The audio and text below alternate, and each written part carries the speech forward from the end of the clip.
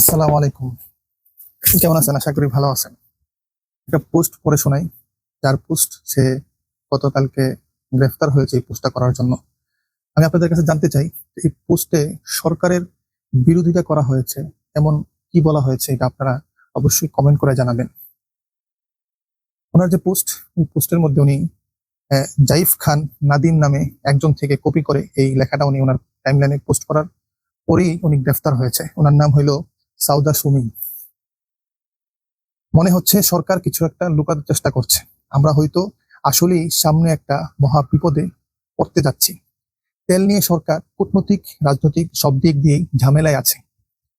এটা দ্রুত সুরাহা করার জন্য আন্তর্জাতিক পরিচিতি, কূটনৈতিক লবিং এর বিভিন্ন চ্যানেল ম্যানেজ করার মতো ক্যাপাবল পরিচিত লোক বিএনপিতে নেই। কারণ এদের আসলেই কেউ চিনে না। 20 বছর ক্ষমতায় না থাকায় এদের পরিচিত হারিয়ে গেছে। কেউ কেউ চশমা তুলে খুব চেষ্টা করে 1-2 জনকে চিনতে পারে, কিন্তু গোটা বিএনপিতে এক নিমিষেই আন্তর্জাতিক লবিং চ্যানেল সব ম্যানেজ করে ফেলার মতন গ্রহণযোগ্য কেউ নেই।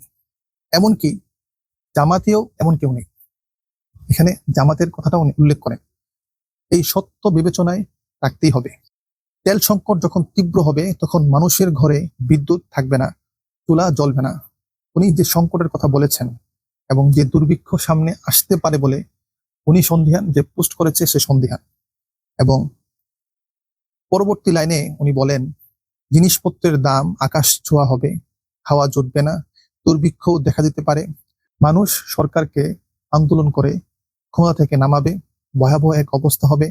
এগুলো এক্সট্রিম পর্যায়ের পরিণতির কথা বললাম। আশা করি এই পর্যায়ে দেশ যাবে না। আমরাও আশা করি এই পর্যায়ে দেশ না যাক। পরবর্তী লাইনগুলোতে উনি স্পষ্ট করেন, রাজনৈতিক দলগুলো ও তাদের কর্মী সমর্থক এবং সরকারের উচিত অযথা গালগপ্প করা, পেইড সাংবাদিক, কন্টেন্ট ক্রিয়েটরদের দিয়ে হাস্যকর যুক্তি আর মিথ্যা না ছড়িয়ে মানুষকে সত্য বলে প্রস্তুতি নেওয়ার উপায় বলে দেওয়া। এতে অন্তত মানুষ সচেতন হবার সুযোগ সময় পাবে। এই যে পোস্টটা আমি আপনাদেরকে পড়ে শোনালাম, এখানে উনি কয়েকটা পয়েন্ট তুলে ধরেছেন। পুরো বিশ্বে ইরান এবং আমেরিকার যুদ্ধের প্রভাব দিন দিন বাড়তেছে। আমাদের মতন বাংলাদেশ একদম নিম্নমানের একটা দেশ। সেই দেশগুলোতে এর প্রভাব তুলনামূলক বেশি পড়ে থাকে। এবং যৌক্তিক কথা হইল, যেহেতু বিএনপি সরকার মাত্রই ক্ষমতায় আসছে, 20 বছরের একটা গ্যাপ থাকার কারণে আন্তর্জাতিকভাবে তাদের লবিং ম্যানেজমেন্ট কিংবা তাদের পুরো বিশ্বের সাথে পরিচিতি সম্পর্ক এখনো ওই পর্যায়ে যায় নাই। এটা খুবই যৌক্তিক একটা কথা আমার কাছে মনে হয়েছে। যদি আপনাদের কাছে মনে হয় তাহলে কমেন্ট করে জানাতে পারেন। ওনার শেষ লাইনটার সাথে আমিও একমত। উনি স্পষ্ট করেছেন যে সরকার এই সত্যটা মেনে জনগণকে বোঝাতে যেন সক্ষম হয় এবং জনগণ যেন আন্দোলন না করে সরকার পতনের ডাক না দেয়। এজন্য সত্যটা জনগণের সামনে এনে জনগণকে তার বাস্তবমুখী অবস্থা তৈরি করে রাখার জন্য তাকে সাবধান করাটা সরকারের পক্ষ থেকে কর্তব্য। এই পোস্টটা কি আপনার কাছে মনে হয় এটা সরকারের বিরুদ্ধে করা হয়েছে? যেখানে উনি এই কথাটাও বলছেন, জামাতেরও এই ক্ষমতা নেই যে আন্তর্জাতিক লবিং ম্যানেজমেন্ট করা।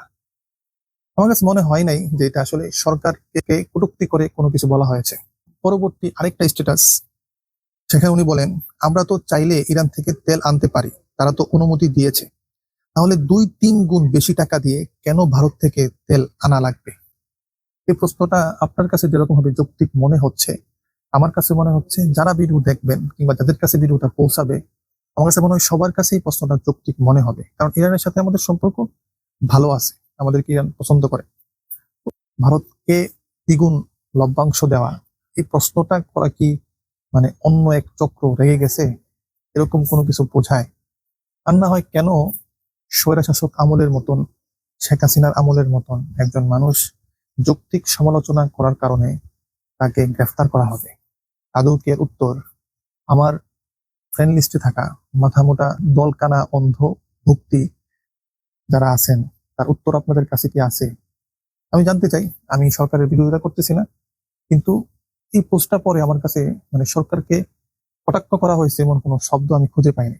আপনাদের কাছে লাগতে পারে, অবশ্যই মতামত জানাবেন এবং ভিডিওটা শেয়ার করে দেবেন।